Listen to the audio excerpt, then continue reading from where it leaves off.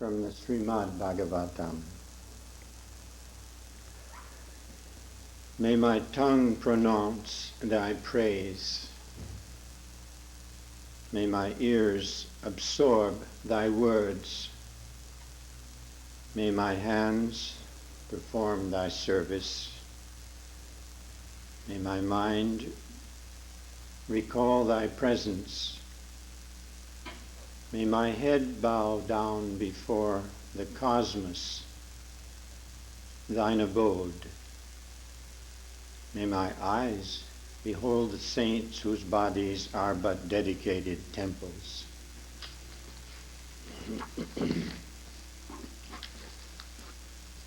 As you have heard, I propose to speak on the subject of several reflections that one may think about at the beginning of a new year. And I have managed to bring together 5 reflections.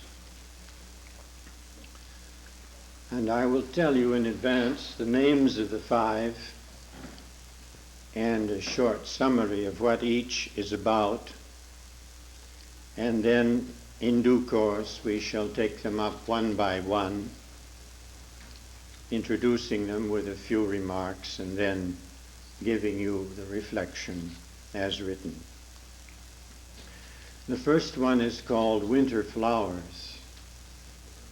Of course, in California, winter flowers is nothing at all extraordinary.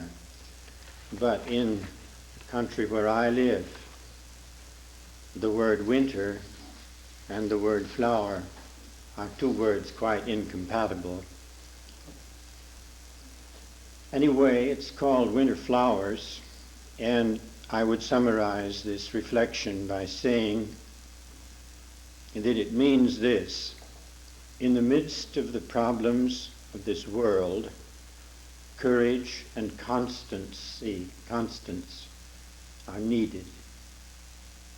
And then the next one is called Out of This World. And a summary of what I say in that one is, it is good to feel oneself a stranger on this earth. And the third one, Vijnana, self-taught. Of course, that's a contradiction in terms. Vijnana is an experience and that you achieve through grace, but also self-taught. At least you can prepare for the experience through some efforts of self. And I would summarize my thought as follows. When one admires nature, and that includes God's creatures, as a chef-d'oeuvre, a masterwork of God, this is an exercise that one may carry out, which will conduct one to the experience of God.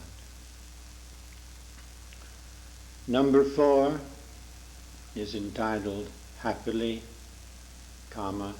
Yes.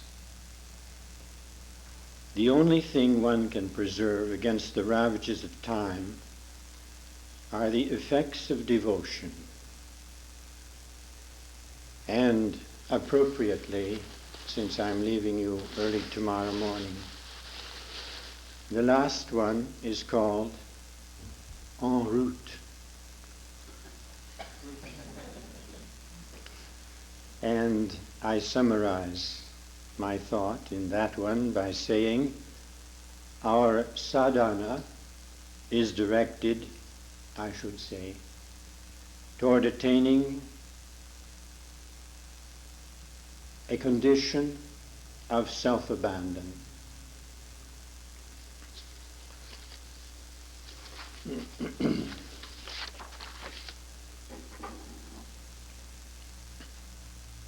First one, winter flowers.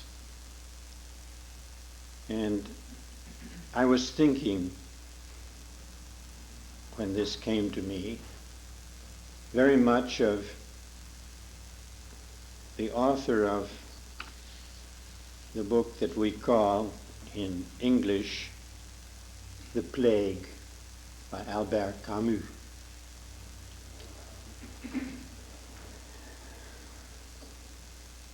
La Peste in French. And in the last page of this book there is a most marvelous paragraph which gives courage to us who try to carry heavy burdens. You remember the story. This Dr. Rieu has worked through this terrible epidemic, this plague. It took place in Oran, in Algeria. He's seen so many people die. He's seen some people lose their courage. He's seen some people act badly, because the whole city is in this epidemic. No one knows who's going to be dead tomorrow.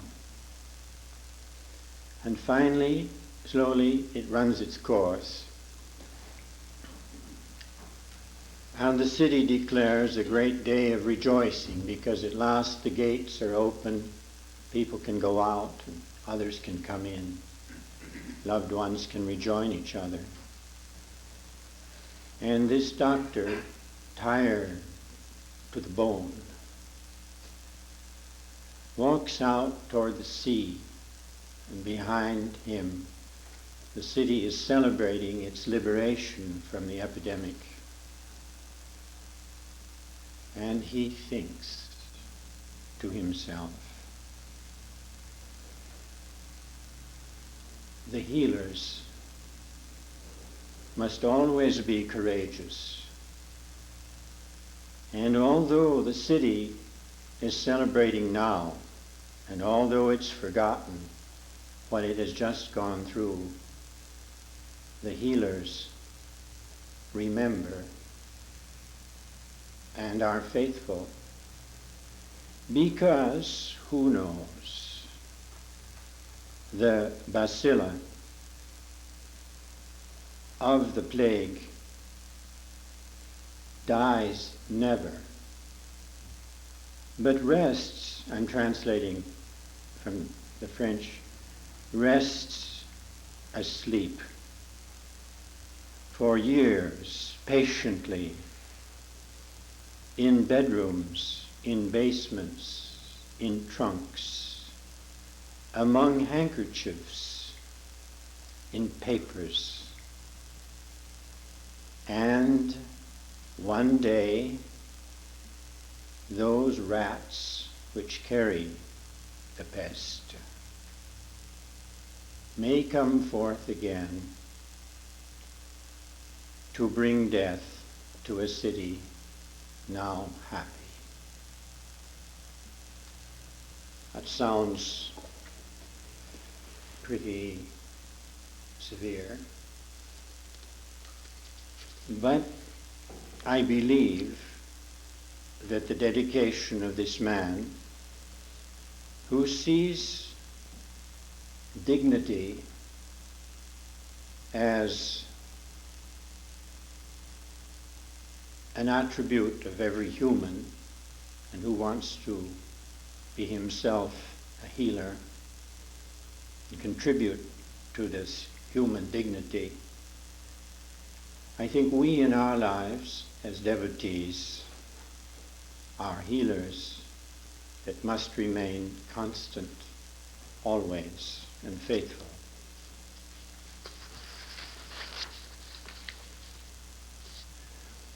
Winter flowers. This morning it read 0 on the center's thermometer. The ashrama dweller's daily walk took him along the hedge of akuba, whose leaves, usually alert and lustrous even in winter, hung huddled as though dead. This is a description of Gretz on a cold morning. Trees stood out like black sticks, and the earth was as hard as iron. No life anywhere except for the crows, making, as they do in winter, an airport of the ashrama's park with their continual landings and takeoffs. When on the ground, the birds busied themselves in extracting food somehow from the icy grass. And then he noticed the border of hellebore, or Christmas rose.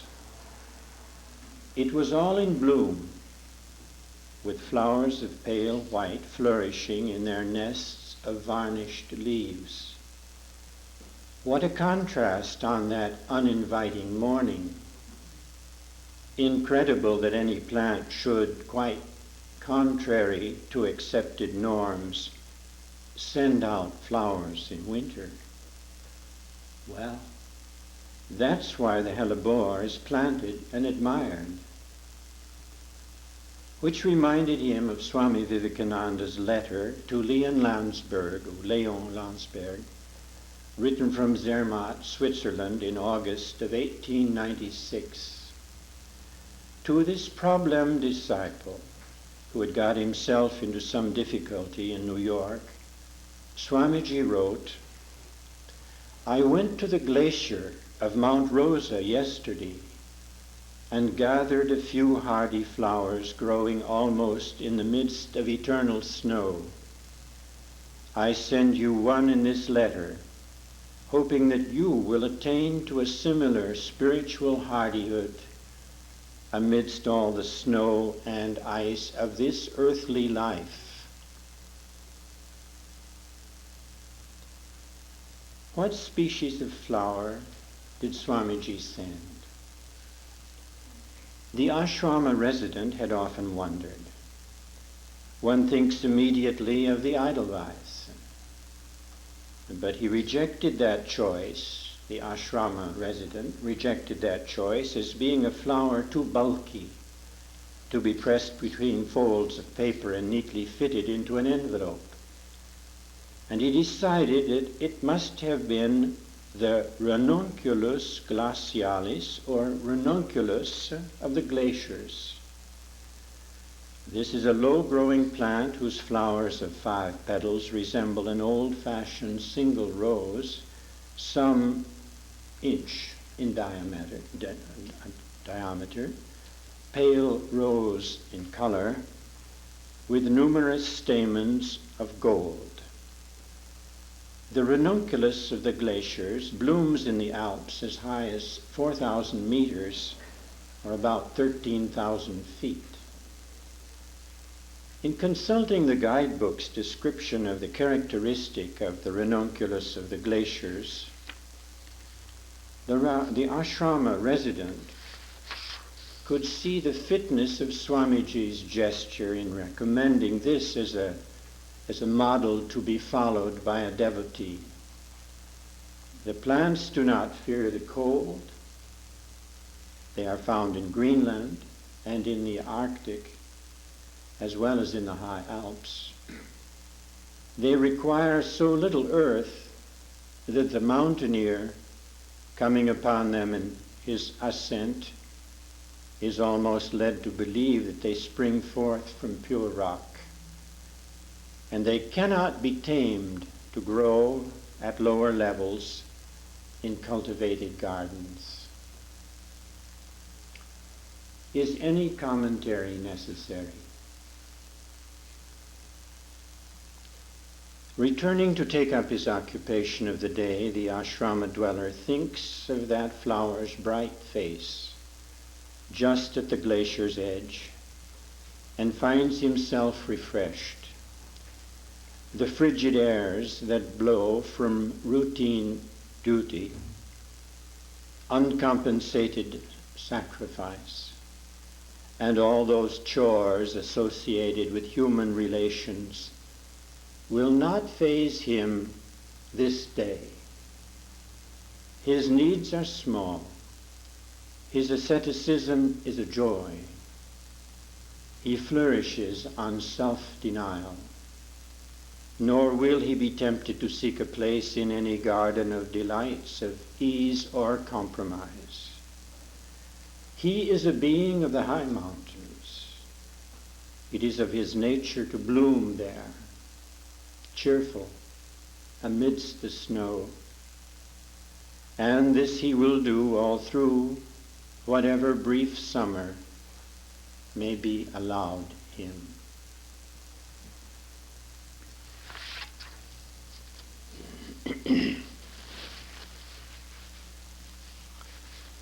The next one is called Out of This World. And in it I speak of the importance of longing.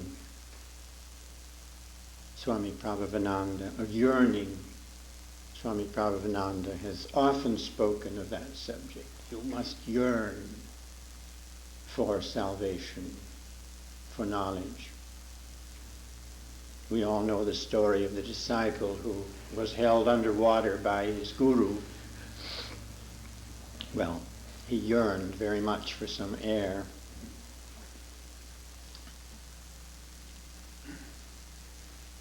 Ramakrishna, of course, is a wonderful example of yearning, passionate yearning.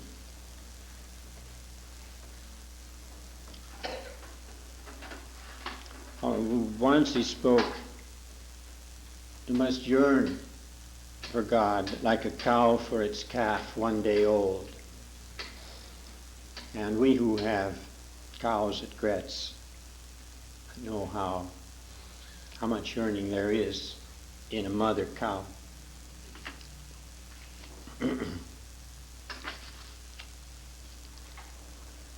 Yearning for her offspring 1 day old.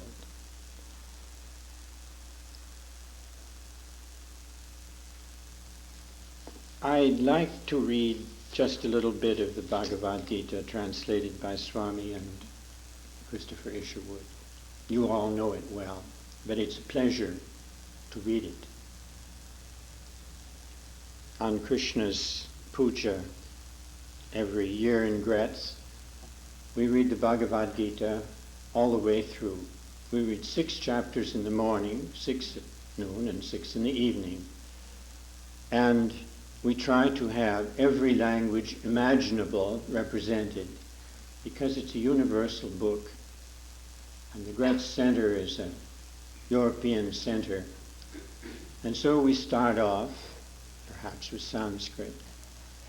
In the next chapter, it has 18 chapters, as you know. Let's say in French, next in English, next in German, next in Italian, next in Danish. If we're lucky, we've got somebody who can read in Swedish, and so forth, Dutch, of course. And I usually read the last chapter, chapter 18, at the very end of the day in English. And every year, 2 or 3 people say, you read it all in English. And of course, we didn't understand a word of it. But it was beautiful. That's because it's such a nice translation. Out of This World, speaking of longing, I read it because it tastes good in the mouth. But if a man will worship me and meditate upon me with an undistracted mind, devoting every moment to me, I shall surely supply all his needs and protect his possessions from loss. Whatever man gives me in true devotion, fruit or water, a leaf, a flower, I will accept it. That gift is love, his heart's dedication. Whatever your action, food, or worship, whatever the gift that you give to another, whatever you vow to the work of the Spirit, O son of Kunti, lay these also as offerings before me. My face is equal to all creation, loving no one, nor hating any. Nevertheless, my devotees dwell within me always. I also show forth and am seen within them. Though a man be soiled with the sins of a lifetime, let him but love me, rightly resolved, in utter devotion, and I see no sinner. That man is holy. Holiness soon shall refashion his nature to peace eternal. O son of Kunti, of this be certain, the man that loves me, he shall not perish.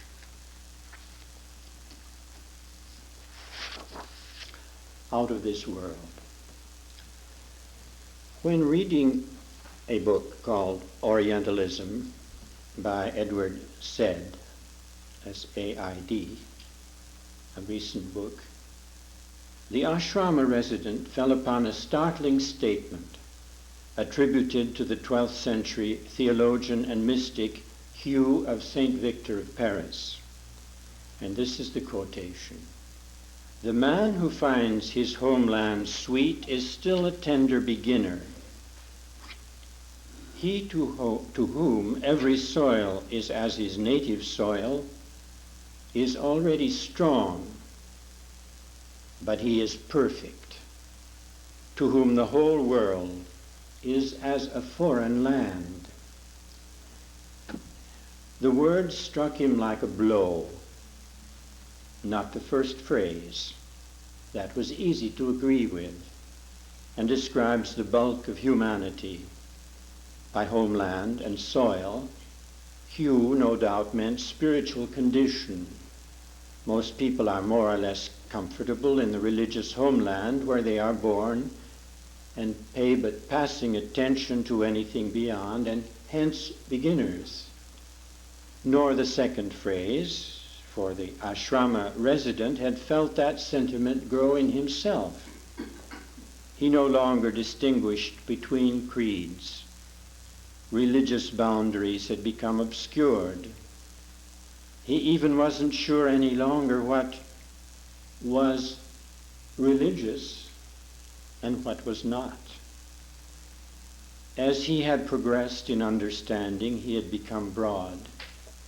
He realized that the spiritual impulse has moved people of all times and all persuasions to intensify unfoldment. He saw the whole world as moving in its terribly wobbly fashion, as was the case with himself, toward enlightenment. Thus he could qualify in Hugh's phrase as already strong. But the third proposition in Hugh's saying was astonishing. I repeat, but he is perfect to whom the whole world is as a foreign land. What did this mean?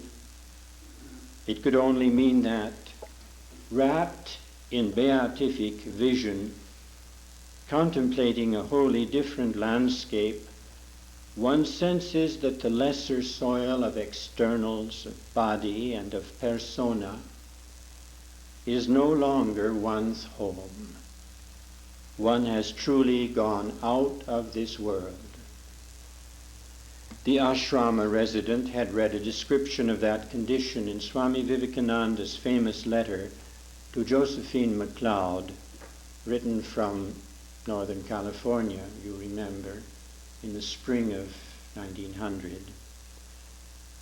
The world is, but not beautiful, nor ugly, but as sensations without exciting any emotion.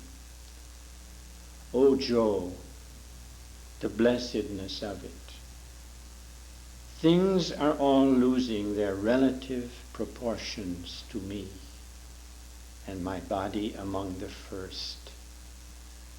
Om, that existence. Yes, the mystic attains to that condition of being a stranger in his homeland. Samsara grinds on, but he is somewhere else. And the ashrama resident asked himself, could he hope for the same? He set himself to musing about how it would feel to be a displaced person on his former soil, existing only in the Om. Well, for one thing, he wouldn't have to struggle any longer to prove himself sure and capable, even to try to be recognized as good. For another, he would no longer be thrown into turmoil by the slings and arrows of everyday life, by black headlines, by the obligations imposed by others' loves and attachments, by the clamor of unruly emotions, by the betrayals of his own mind. High above the melee, bathed in peace, what paradise! How heavenly to find the world and one's own limiting persona a foreign land. And suddenly a wave of nostalgia rose in him. Homesickness for no home. To exist in the Om. Could it be that yearning had come at last? That prerequisite of transcendence? Yearning he had once heard compared to the howling of an injured dog. He'd always known he was born for something. Now he saw that he had been born for perfection. And he knew that from now on he would do little else but howl till it came.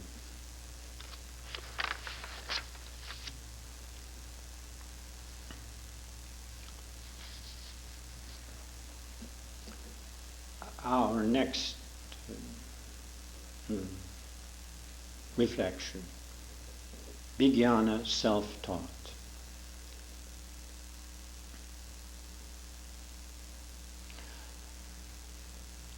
We often attribute to Ramakrishna as his greatest accomplishment his insistence that all roads lead to God if properly, sincerely followed. That surely was one of the emphases most important. But I'm wondering, and Swami Vidyatmananda has often touched on this idea, perhaps Ramakrishna's really greatest truth for us in this age is the idea of vijnana, that we can learn and must learn to cover everything with divinity, to see all as God, as made divine. Remember what he said to Vivekananda. When Swamiji said, I would like to spend all of my time sunk in samadhi. Is there anything higher than that? But Ramakrishna said, I am disappointed in you. I thought you were greater than that.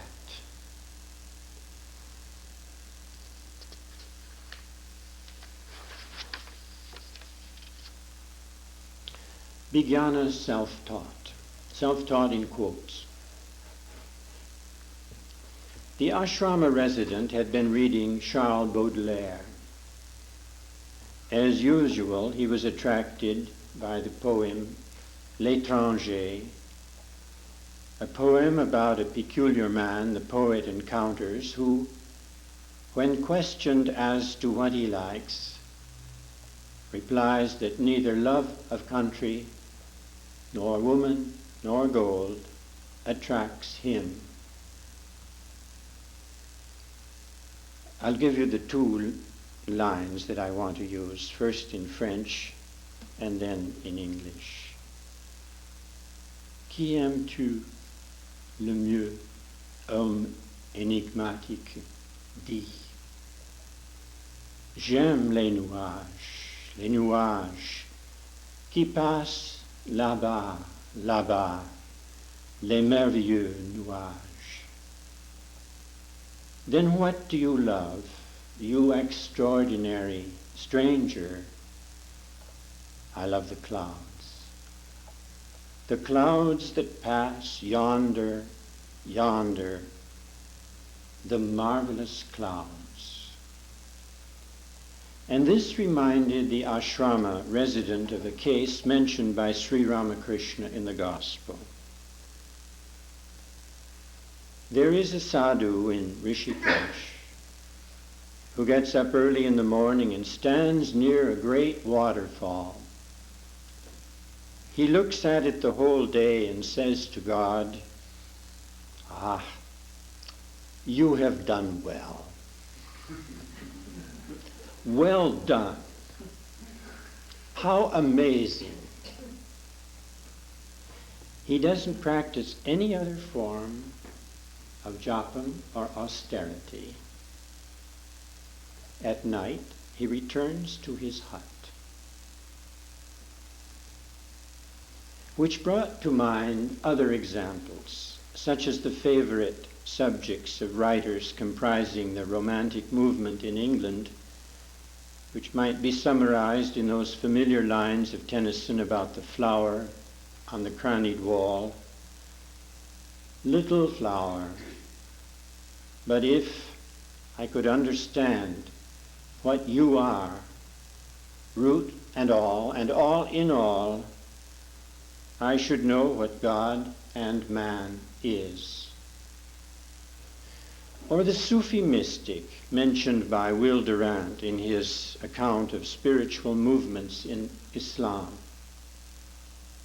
I quote, "But many Sufis tried to reach God through external objects.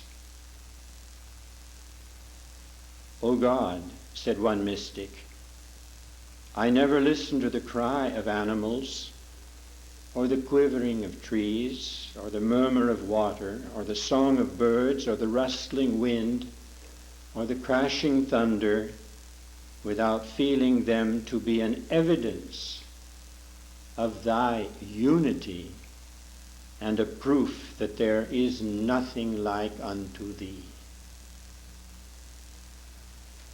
It is related that the writer Vladimir Nabokov, who, as you know, wrote Lalita, and numerous works of somewhat greater seriousness. He was a deep man.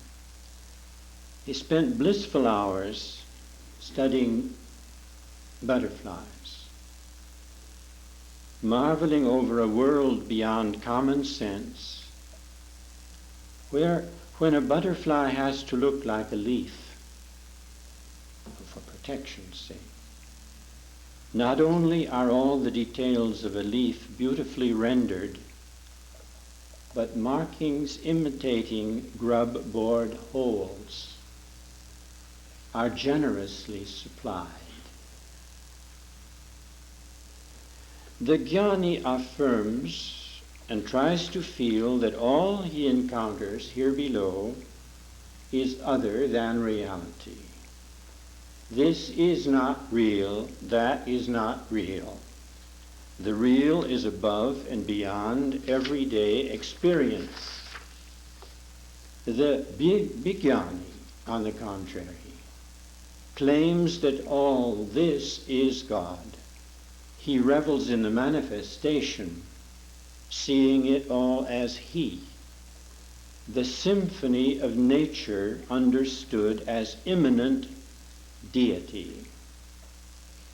Of course, reasoned the ashrama resident, the genuine Vijnani realizes this in a supranormal experience that transcends Maya. That has not happened to me. What I am doing when I am admiring clouds, or the superlative plan that makes all things move in their sweet and orderly fashion, is only a kind of play acting Vijnana. It is simply a reverent appreciation of Vidya Maya, the Maya that helps one to move toward knowledge, the Maya that assists one to transcend Maya. Nevertheless, I believe that the continual admiration of the world as God's handiwork, in gratefully attributing it all to Him, is an exercise I may consciously follow, which will lead to the real experience. The beautiful world that man sees is knowledge transmuted into clues earthly eyes can see, which invite man to let the scales fall from those eyes, if he but will. The American poet Robert Frost expressed the idea in an amusing way. How many times it thundered before Franklin took the hint. How many apples fell on Newton's head before Newton took the hint. Nature is always hinting at us. It hints over and over again. And suddenly, we take the hint.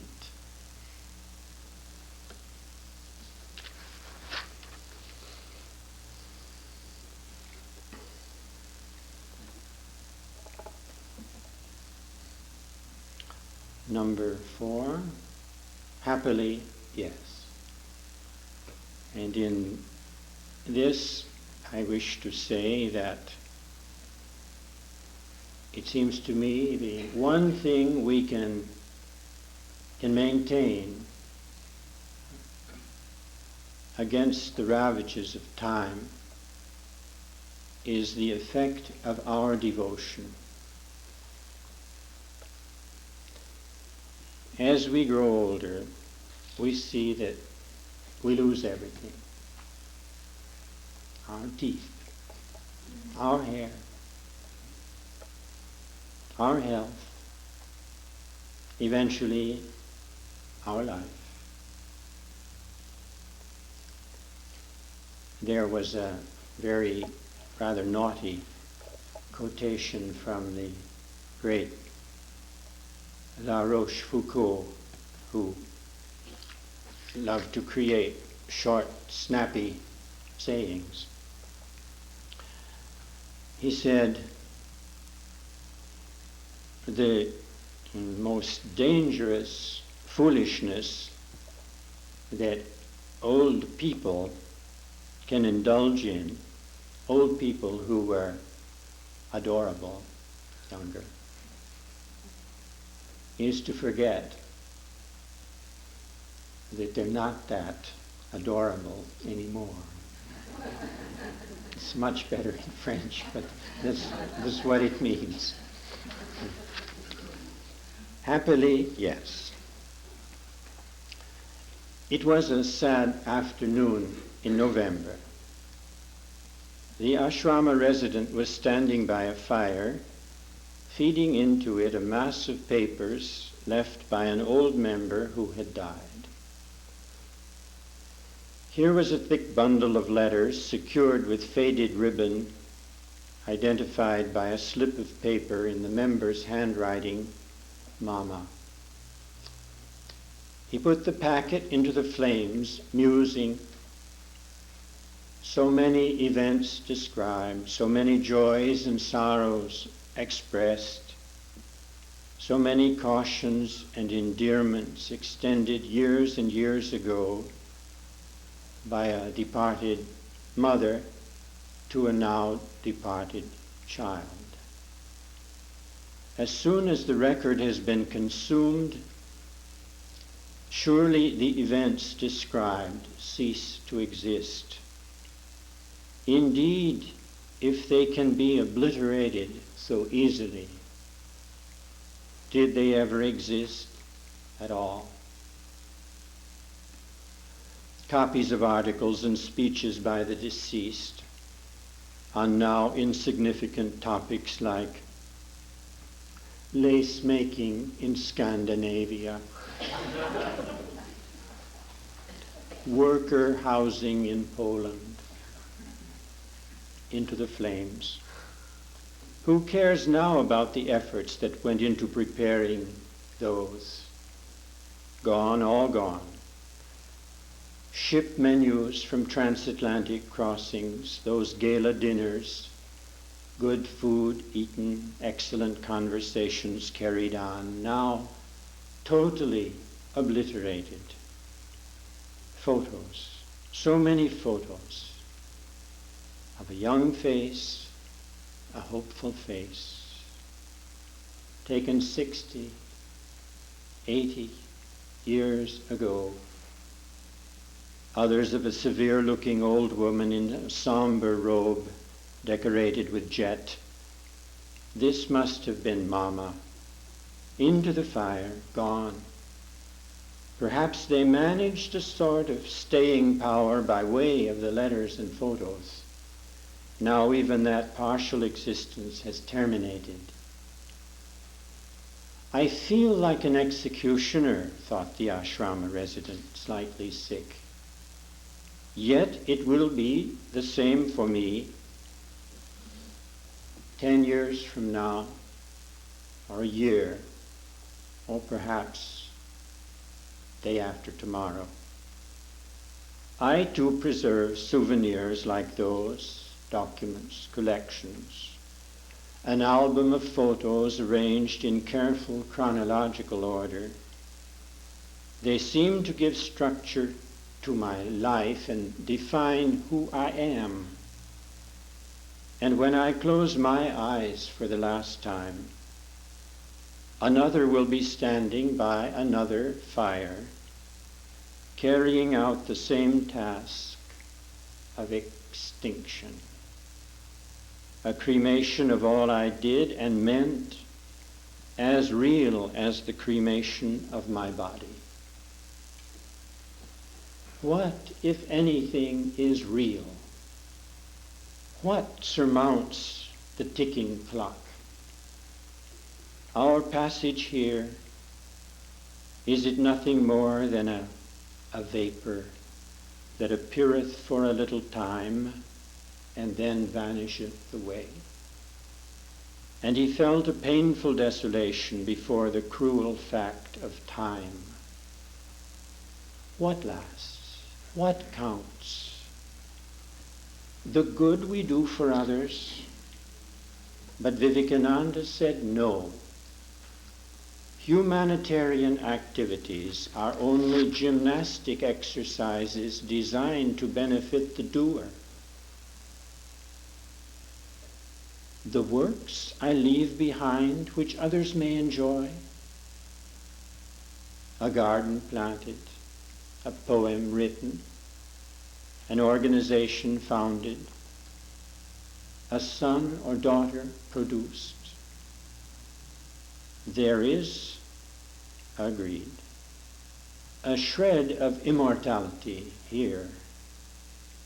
But how do such legacies help me when I am gone? What lasts? What remains? And the ashrama resident could think of nothing except the impressions made on one's subtle body by thoughts of God. Only the effects of devotion remain. These are the only goods one can keep against the ravages of time. Thoughts of God only will remain with one, bringing one to a higher birth in the following life, or possibly qualifying one to abrogate all future lives in becoming what one truly is. As he stirred the now dimming fire, so that all should be consumed, there passed before his eyes the well-remembered verse from the Gita, "I come as time, the waster of peoples." Too true. But hadn't that same voice said something else? Happily, yes. You find yourself in this transient, joyless world. Turn from it and take your delight in me. If you set your heart upon me, you will come into my being.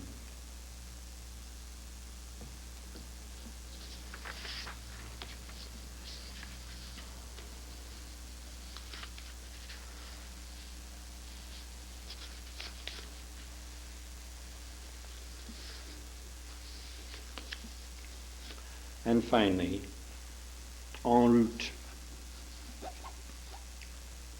And the theme of this reflection is this. Our sadhana, our ascese, is directed, it seems to me, in the direction of the self-abandonment.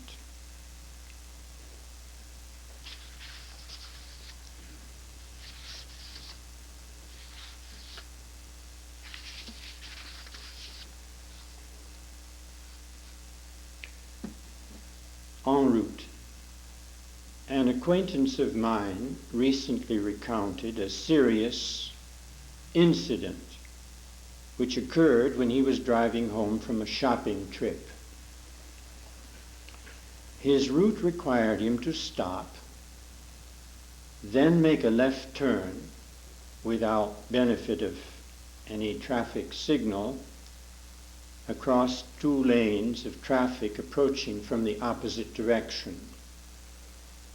Seeing the oncoming vehicles were still far away, he started across. But athwart the opposing carriageways, his car stalled. With a feeling of perfect unbelief, he saw 2 lanes of autos approaching at high speed, which seemed to make no effort to slow down. And he knew in an instant he was lost, demolished broadside. Then his car leaped into life, clearing the carriageways just as 2 lines of autos roared past behind him, klaxoning angrily.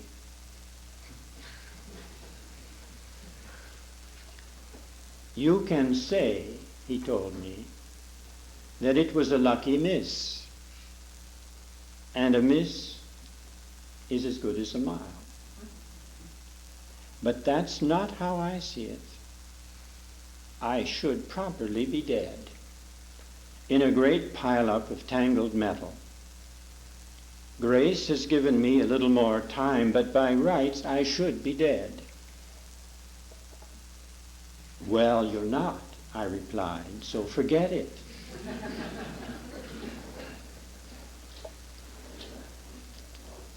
I shall never forget it, he said.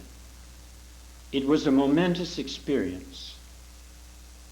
I am a total traffic casualty, like so many others, which by some fluke didn't materialize. I live every day with that knowledge. And so I've stopped acting as though I were alive. I think of myself as absent, as gone, with no rights as a human being.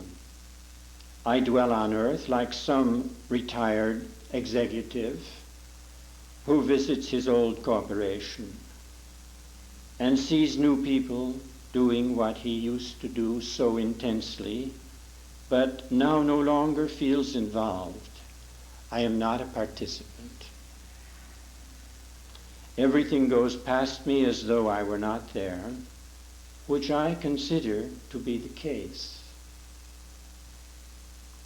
I asked, "Is it better like this?" And he replied, "Much better. I am at peace at last. I don't have to struggle for self-assertion. I have no responsibility. I see that someone else is doing everything, someone with a big S, and I'm glad to let him with a big H do it. Of course, I put in my customary appearance, but the realism has gone out of my performance." I said, "It must be something like the result of experiencing Satori." And he replied, "I'm not so sure of that. I'd say rather that this sense of being absent may be the prelude to Satori. Our entire sadhana is directed, it seems to me, to reaching a condition of self-abandon, a point where we throw up our hands and say, 'All right, I know nothing. I am nothing. Have it your,' with a capital Y, way." I should suppose that this comes to a bhakta through intense identification with his ideal. Love for the ideal eradicates self-love. Or a jnani may come to that point as he sees every bastion of reason crack before subtler and subtler truths, or in any number of other ways. Reports from people who have died clinically died, and been resuscitated, confirm the same effect. A new outlook, a new childlike awe and confidence in something, with a capital S, beyond comprehension. Or take the shock of being told that one has an incurable illness. That may have the same opening out effect. It happens, it seems to me, as the result of some experience. This is the friend still speaking. Experience should be our goal. Recall how the Zazen adherent sits rigid, for hours at a time in an effort to make something crack. However it comes, suddenly, there it is. Some door opens, some flip-flop occurs in our manner of facing the world. Suddenly existence looks different. I said, and one has arrived. And he said, with a grin, "Well, better to say that one is at last en route."